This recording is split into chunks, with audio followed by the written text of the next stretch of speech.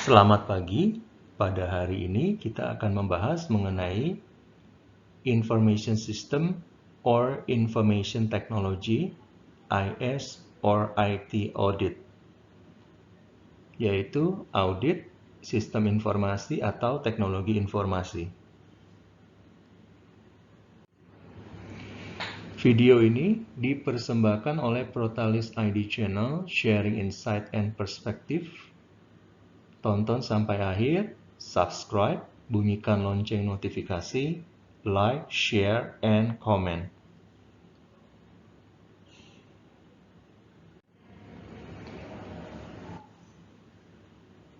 Definisi audit sistem informasi dari ISAKA yaitu adalah sebuah proses penilaian yang independen dan objektif yang memastikan bahwa informasi diproses dengan cara yang aman dan sebagaimana mestinya, di mana kegiatan operasional dijalankan secara efisien, efektif, dan tepat, dan aset informasi dilindungi.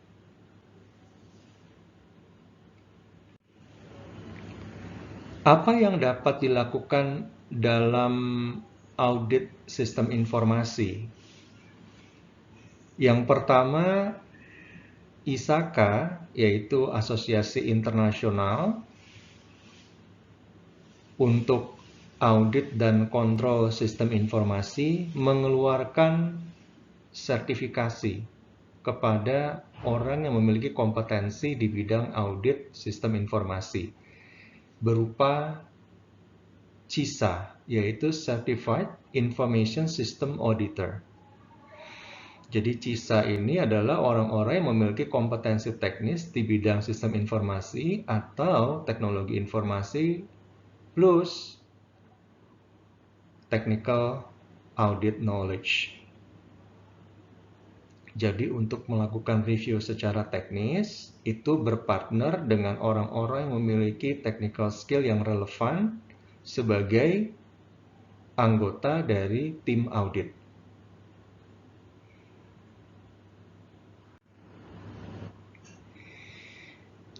Apa saja peran dan tanggung jawab sistem informasi?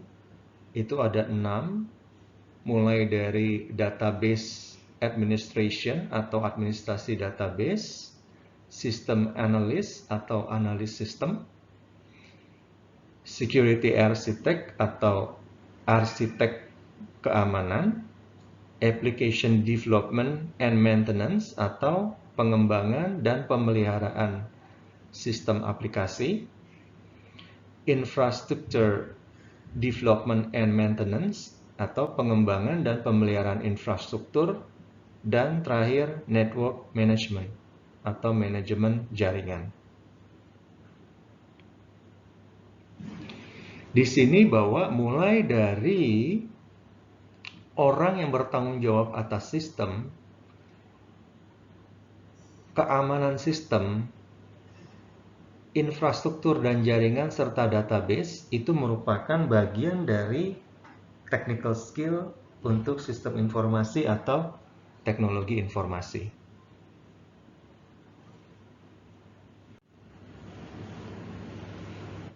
Nah, untuk information system audit,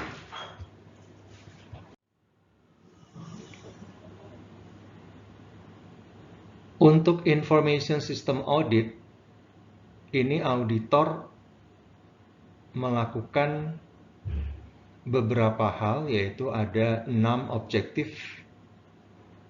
Yang pertama mulai dari security provision, di mana security provision ini itu melakukan perlindungan terhadap peralatan komputer, program komputer, sistem komunikasi dan data dari akses, modifikasi dan destruction atau penghancuran yang dilakukan oleh pihak-pihak yang tidak berwenang.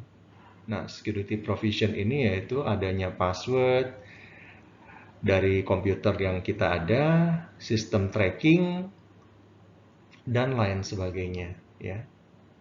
Jadi ada PIC, yaitu username dan password yang dimonitor dalam security provision ini.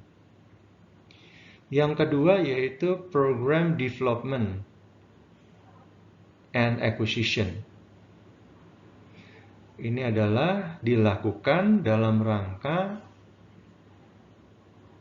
yaitu otorisasi manajemen secara umum dan spesifik.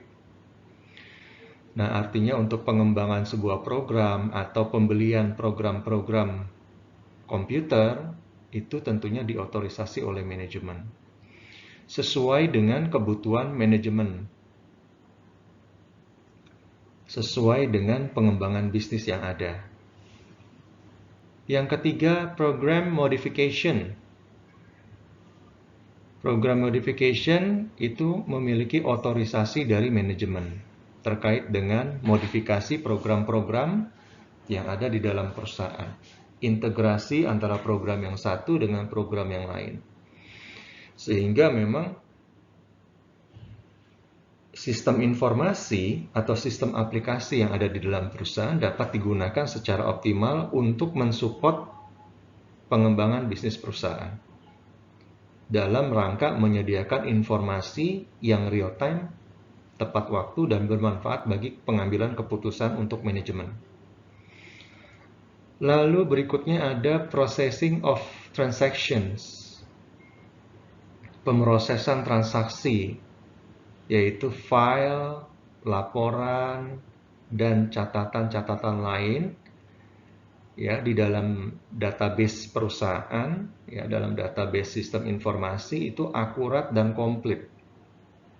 Jadi setelah seseorang melakukan entry password lalu dia menginput ya data-data, misalnya contohnya jurnal, maka akan tertrack siapa yang menjurnal, siapa yang melakukan post, dan transaksi tersebut tidak bisa dihapus. Bila terdapat kesalahan ya di reverse, lalu dilakukan jurnal yang benar. Source data, sumber data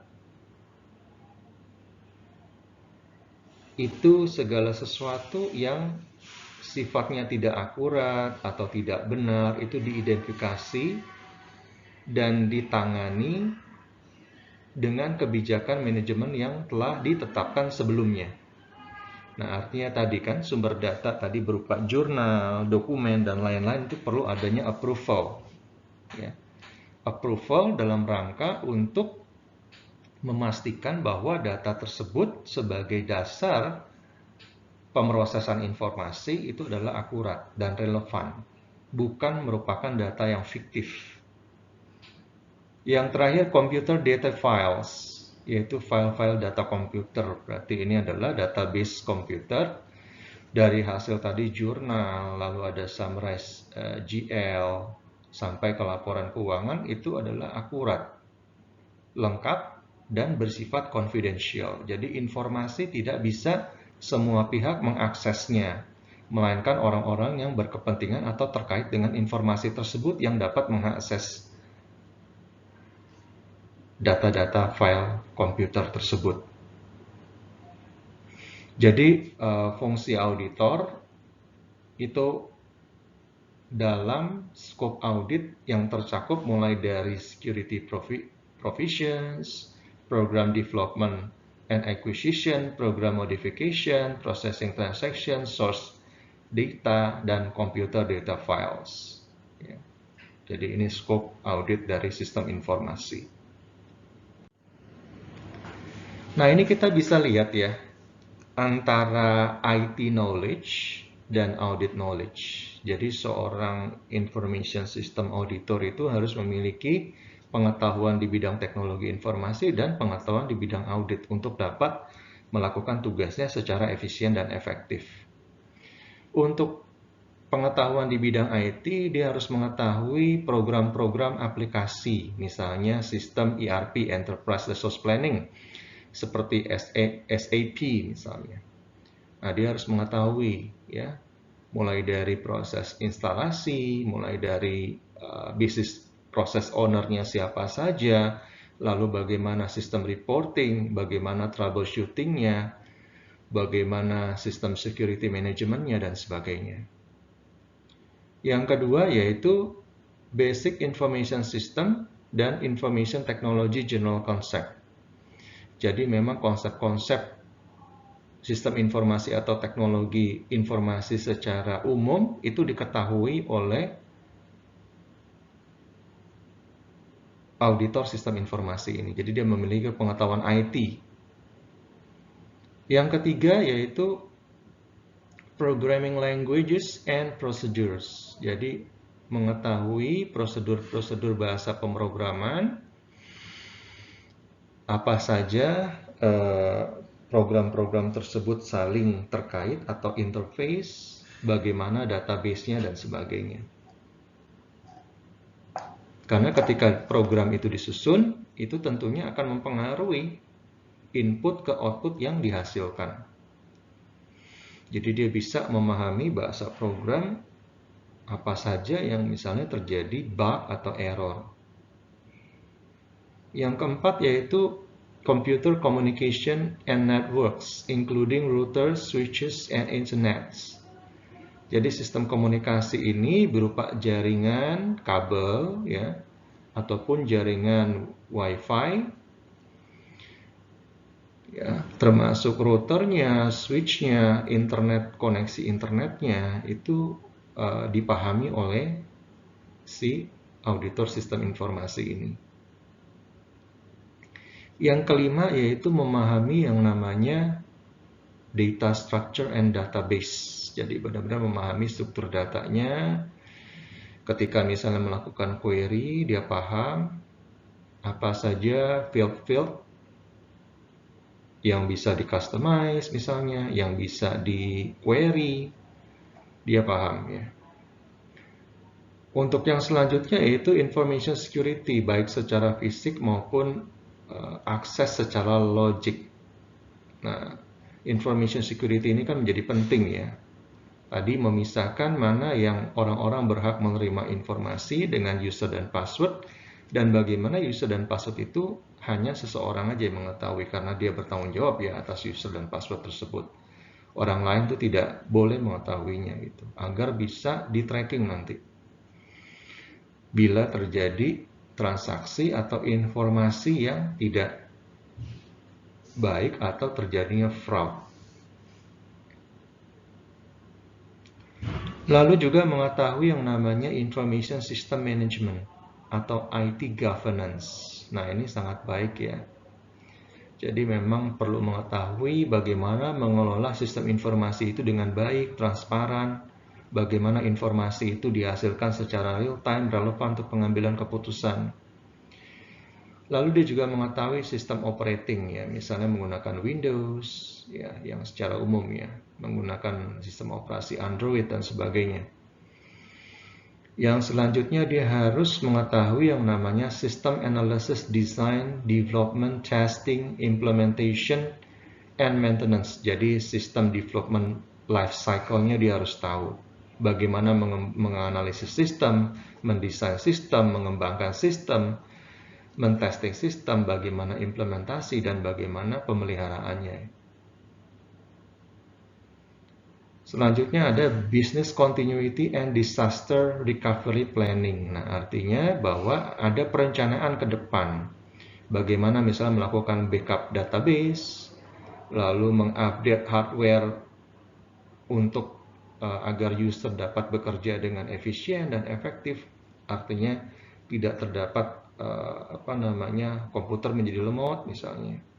Lalu dia juga menghandle yang namanya sistem komunikasi internet, bagaimana ia berjalan terus, dan bila ada down bagaimana backupnya, atau bila ditemukan data yang rusak atau hardware yang rusak, bagaimana ia melakukan proses recovery.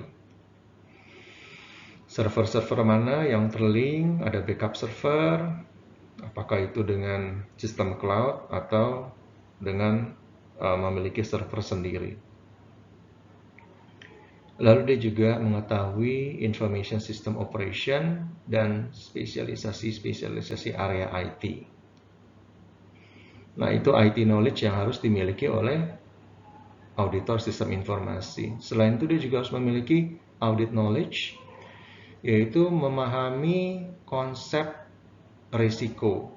Karena segala sesuatu yang terkait dengan kontrol tentunya ada risiko. Lalu mengetahui bagaimana mengaplikasikan standar dan praktek-praktek yang terbaik. Mengetahui perencanaan audit, yaitu memahami tujuan dari audit, skop audit, area-area yang signifikan, tadi berbasis risiko yang setelah dievaluasi. Mengetahui metode pengujian audit, termasuk compliance testing, pengujian ketaatan, substantive testing, ya, uji detail, dan analytical procedure. Memahami konsep pengendalian, karena auditor itu selalu berkaitan dengan risk and control, ya, risiko dan pengendalian. Memahami prinsip-prinsip dasar akuntansi, karena proses pengelolaan data tentunya bermuara kepada pemrosesan akuntansi, yang pada akhirnya menjadi laporan keuangan untuk pengambilan keputusan manajemen. Memahami bisnis, jadi memahami bagaimana flow misalnya penjualan, memahami flow pembelian, memahami flow penerimaan dan pengeluaran uang, memahami flow penerimaan dan pengeluaran barang, dan seterusnya. Jadi memahami bisnis proses dan bagaimana proses bisnis tersebut terkait dengan dokumen-dokumen, otorisasi, dan sebagainya. Lalu mampu memperoleh dan menginterpretasikan bukti-bukti audit yang relevan. Jadi tadi memahami bisnis proses, dia memahami dokumen-dokumen terkait, bagaimana memperoleh bukti-bukti tersebut, bagaimana menilai bukti audit tersebut, itu dia memahami. Lalu bersikap atau memiliki sikap yang independen, artinya tidak memihak. Fakta disajikan berdasarkan fakta, bukan opini, dan tidak memandang siapa auditinya. Nah, bagaimana sebenarnya kita melakukan perencanaan audit sistem informasi? Ini ada mulai dari objektif, strategik, yang berkelanjutan yang harus dicapai, dan proses audit sistem informasi itu sendiri. Yang pertama, tujuan strategis yang berkelanjutan dari perencanaan audit sistem informasi ini yaitu continuity of operation. Artinya keberlanjutan kegiatan operasional. Bagaimana bagian IT itu dapat memastikan keberlanjutan kegiatan operasional. Artinya misalnya ketika terjadi server down atau internet down, maka itu akan menjadi masalah dalam melakukan kegiatan operasional dari PIC atau departemen-departemen yang terkait. Misalnya kebutuhan email tidak terjawab karena terkait dengan server down atau internet down, lalu orang tidak bisa melakukan pemrosesan transaksi untuk penjualan atau pembelian karena sistemnya down terkait dengan server down. Nah, bagaimana IT ini memastikan sustainability dari keberlanjutan kegiatan operasional, ya.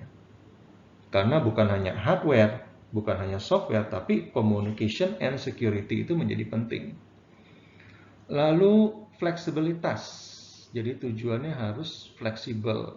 Ya tadi ya, misalnya bagian IT memberi sebuah komputer, itu bukan hanya kebutuhan saat ini, tapi dia harus pikirkan bagaimana kebutuhan sampai dengan 5-10 tahun ke depan, bahkan lebih dari itu. Jadi dia harus fleksibel, tidak kaku. Jadi tidak mengganti hardware sebelum jangka waktunya. Biasanya komputer kan kita ganti 4-5 tahun. Nah, itu tidak mengganti hardware sebelum waktu itu. Lalu misalnya untuk terkait dengan software juga, itu benar-benar satu sistem informasi yang terintegrasi.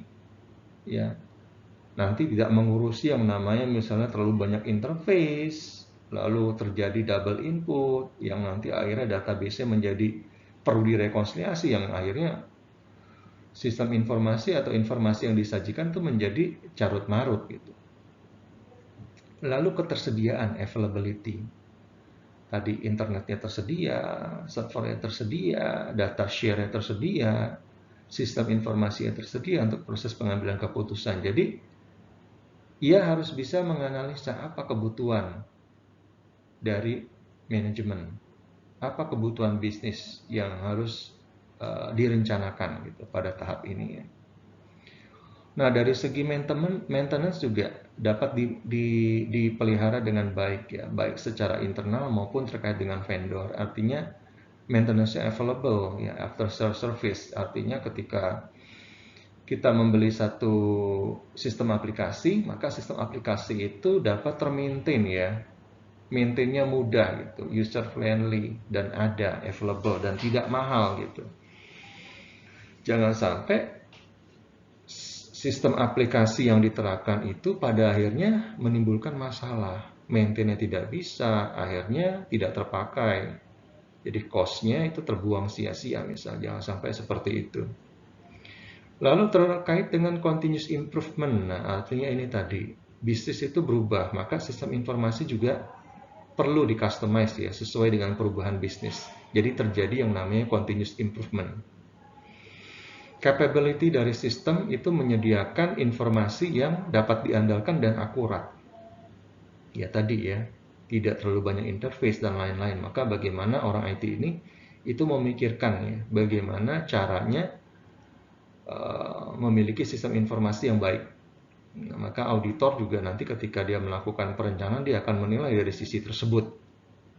Lalu memiliki kemampuan sistem untuk menyediakan jasa yang efektif terhadap user tadi. Misalnya ketika dibutuhkan informasi yang real time, maka sistem itu mampu menyediakan sistem real time gitu. Jadi ketika dibutuhkan misalnya sistem itu web based, maka dapat disediakan. Jadi program itu memang dirancang untuk penggalian data atau informasi untuk kebutuhan user. Nah, sistemnya juga memiliki daya tahan ya, endurance, artinya tidak gampang error atau memiliki data error atau tidak tergampang terhack karena security-nya lemah dan sebagainya. Jadi ujung-ujungnya adalah tetap ke business continuity, keberlanjutan, bahwa sistem itu daily transaction itu pemrosesan transaksi secara harian itu terus berjalan berlanjut terus. Dan resiliency ya. Jadi tetap terlindungi sistem ini untuk ya tadi keberlanjutan dari kegiatan operasional. Nah, udah tahap dari sisi strategic objektif, maka kita akan beralih ke proses audit sistem informasi. Ini dirancang oleh ISACA ya tadi, ya. Information System Audit and Control Association. Jadi dalam proses audit sistem informasi itu kita melakukan namanya setting dari tujuan audit, scope-nya dan metodologinya. Lalu melakukan penilaian risiko, mendefinisikan materialitas audit, melakukan pengumpulan bukti-bukti audit, lalu dapat menggunakan computer assisted audit technology, ya artinya kita bisa menggunakan software-software audit berbasis teknologi sebagai bantuan kita dalam melakukan IS audit ini. Lalu melakukan outsourcing IS activities, ya misalnya ketika dibutuhkan kegiatan-kegiatan sistem informasi yang bersifat outsourcing, itu juga kita bisa auditable ya, dan men-tracking hal-hal tersebut, lalu melakukan proses audit sampling dari pengumpulan bukti-bukti tersebut, melakukan internal control review ya, pengendalian intern untuk sistem informasi dengan mengajukan pertanyaan-pertanyaan kepada auditi dalam bentuk kuesioner atau mereview bisnis proses flowchart, lalu melakukan review terhadap sistem aplikasi yang ada, misalnya terhadap ERP yang ada, apakah memang ERP itu berjalan secara efisien, efektif, dapat diandalkan. Lalu juga melakukan sistem development life cycle review ya terkait dengan pengembangan program-program aplikasi baru, baik secara internal maupun vendor. Apakah pengembangan tersebut memenuhi standar-standar sistem informasi, misalnya ada user acceptance test sebelum finalisasi untuk program yang dirilis atau diimplementasikan. Lalu melakukan post implementation review tadi, ya setelah ada user test, lalu direview juga apakah memang ada program tersebut yang dijalankan ada kekurangannya yang perlu diperbaiki. Lalu melakukan security management review, ya artinya misalnya password memang untuk satu orang satu, tidak ada orang lain menggunakan password yang sama. Lalu setiap masuk ke network atau ke tadi sistem aplikasi dilindungi oleh password dan itu bisa di-trace. Lalu melakukan assessment on IT project. Jadi setiap ada project-project IT yang terkait itu dilakukan penilaian. Apakah program pengembangan sistem tersebut telah dijalankan dengan baik sesuai dengan standar sistem informasi. Lalu juga melakukan change management. Artinya bila terdapat potensi improvement mulai dari security, dari pengembangan sistem, atau bukti-bukti pemrosesan transaksi dan lain-lain terkait dengan IT atau IS ini, maka dilakukan proses continuous improvement. Nah, tentunya setelah melakukan proses IT review activities ini, akan ditemukan finding-finding yang akan dilaporkan, diskusikan dengan manajemen, dan dilakukan follow up. Ya.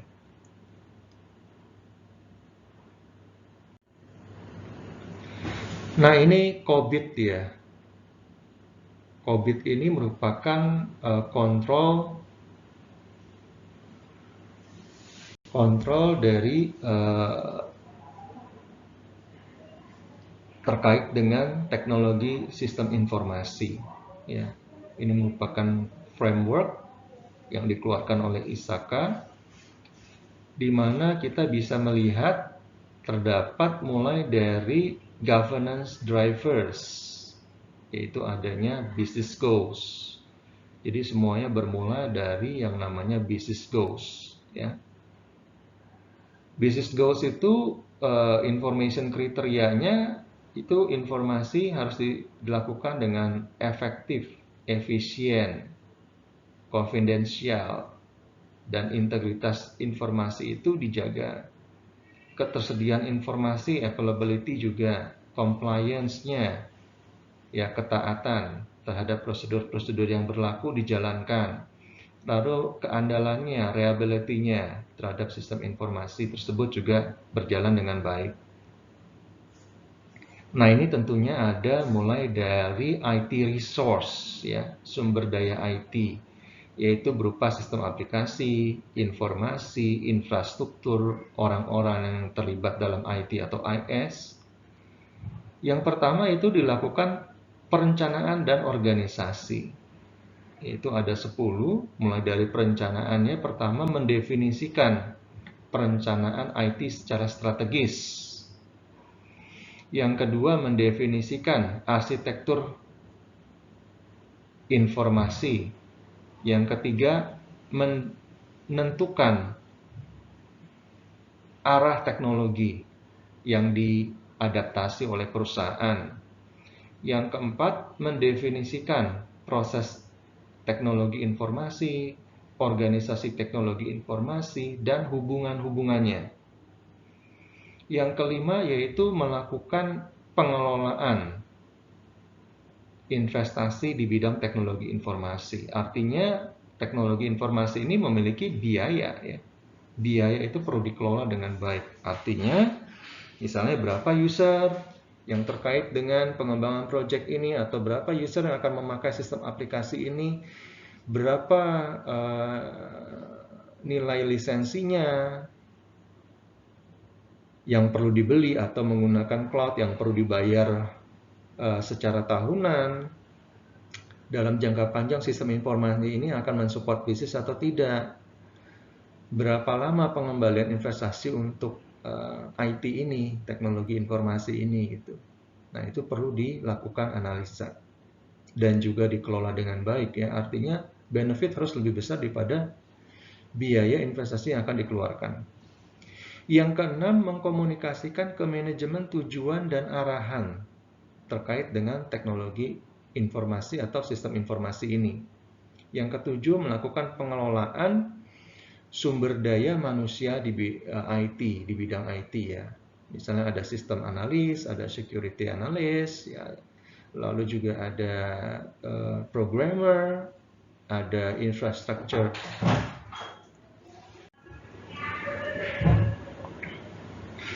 Berikutnya kita melakukan pengelolaan terhadap kualitas sistem informasi atau IT tersebut. Artinya memang tidak ada error atau bug dari informasi yang dihasilkan. Tahap yang ke-9 yaitu melakukan penilaian dan pengelolaan terhadap risiko-risiko yang timbul terhadap sistem informasi. Dan terakhir melakukan pengelolaan terhadap proyek-proyek IT yang ada. Nah, dari plan dan organize tersebut, lalu kita pindah ke acquire and implement, yaitu melakukan akuisisi dan implementasi. Di sini ada tahap berikutnya, yaitu mengidentifikasi solusi-solusi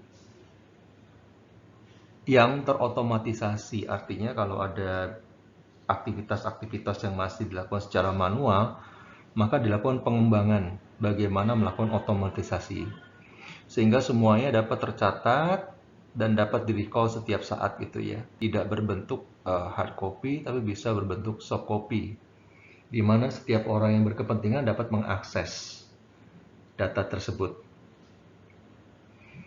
Tahap yang ke-12 yaitu melakukan akuisisi ya, memperoleh dan memelihara software aplikasi yang ada. Yang ke-13, mengakuisisi dan memelihara infrastruktur teknologi yang ada. Lalu yang ke-14, memberdayakan kegiatan operasional dan penggunaannya dari segi IT. Selanjutnya, membeli sumber daya IT, ya, artinya memang harus dilakukan pembelian baru untuk menunjang sistem informasi IT secara keseluruhan, maka dilakukan proses pembelian ya melalui vendor. Lalu melakukan pengelolaan terhadap perubahan-perubahan yang ada, customization misalnya. Dan terakhir melakukan instalasi atas solusi dan perubahan yang ada. Nah, dari acquire dan implement ini itu pindah ke tahap berikutnya, yaitu melakukan deliver and support. Ya, jadi IT kalau memang sudah pada tahap implementasi tentunya akan melakukan deliver dan support. Yang pertama yaitu mendefinisikan tingkat service yang diberikan oleh sistem informasi maupun bagian IT tersebut. Lalu mengelola jasa-jasa pihak ketiga bila itu memang terkait dengan vendor, mengelola kinerja dan kapasitas terkait dengan sistem informasi, memastikan keberlanjutan jasa yang diberikan baik oleh vendor maupun pengembangan internal, memastikan keamanan sistem, mengidentifikasi biaya-biaya yang timbul, melakukan edukasi dan training kepada user, mengelola jasa support ya untuk service desk and incidents, lalu mengelola konfigurasi, mengelola masalah yang timbul, mengelola data, mengelola lingkungan fisik terkait dengan sistem informasi, dan mengelola kegiatan operasional terkait dengan sistem informasi secara keseluruhan. Dan terakhir yaitu melakukan monitor atau pengawasan dan evaluasi penilaian, yaitu memonitor dan melakukan evaluasi terhadap kinerja teknologi informasi, memonitor dan mengevaluasi pengendalian intern, memastikan ketaatan terhadap peraturan sistem informasi yang ada, menyediakan tata kelola teknologi informasi yang baik. Jadi itu secara keseluruhan adalah merupakan COBIT framework.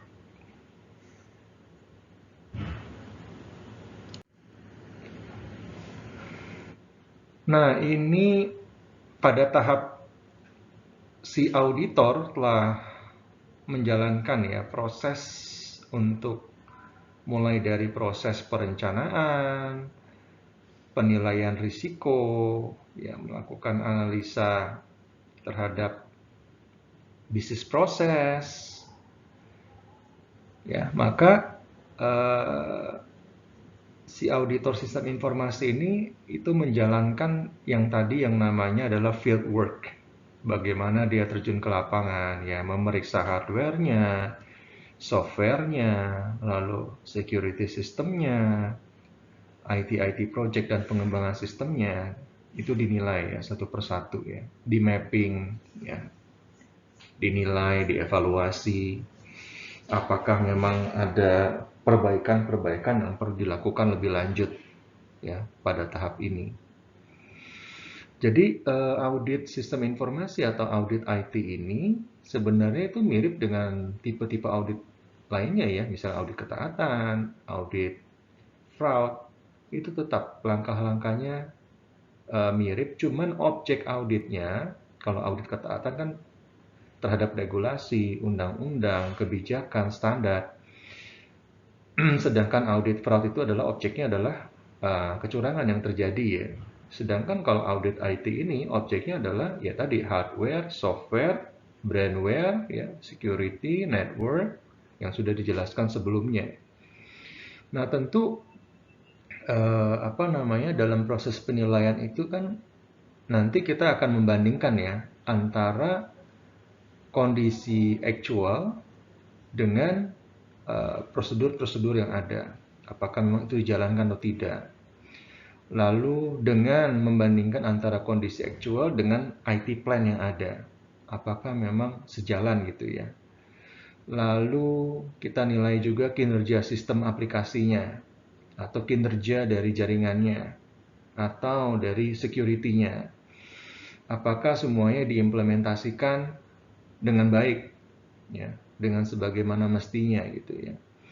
Misalnya contohnya untuk network ya, network itu ada network mapping ya. Network mapping itu di mana setiap line ya dari user tersebut, misalnya kalau memang dia sistemnya kabel ya, ditarik di kabel yang mana dengan ID network seperti apa, password networknya apa, itu akan terlihat gitu untuk mappingnya.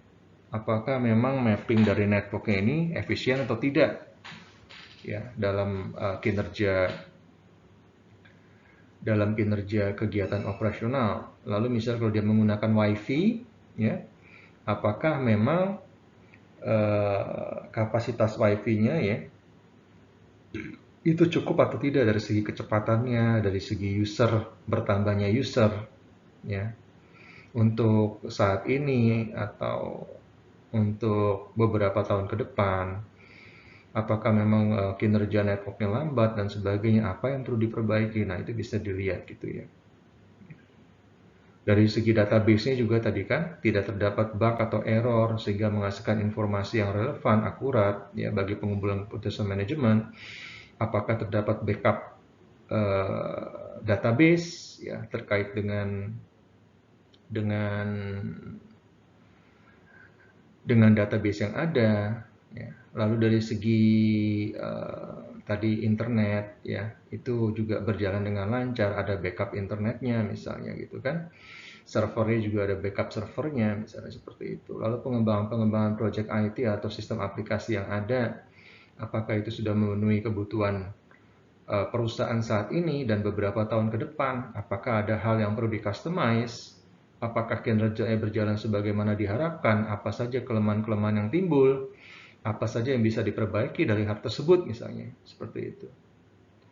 Jadi semua hal dinilai gitu ya, dilihat gitu. Terus apakah memang seseorang misal diberikan desktop atau laptop, kebutuhan kerjanya seperti apa? Apakah dia mobile, apakah dia di tempat dan sebagainya gitu. Seperti itu. Apakah memang ada kebutuhan laptop yang dipinjam untuk kebutuhan meeting atau dia keluar kota dan sebagainya, bagaimana proses peminjamannya, bagaimana pemulangan pinjamannya dan sebagainya, seperti itu. Terus misalnya jika terdapat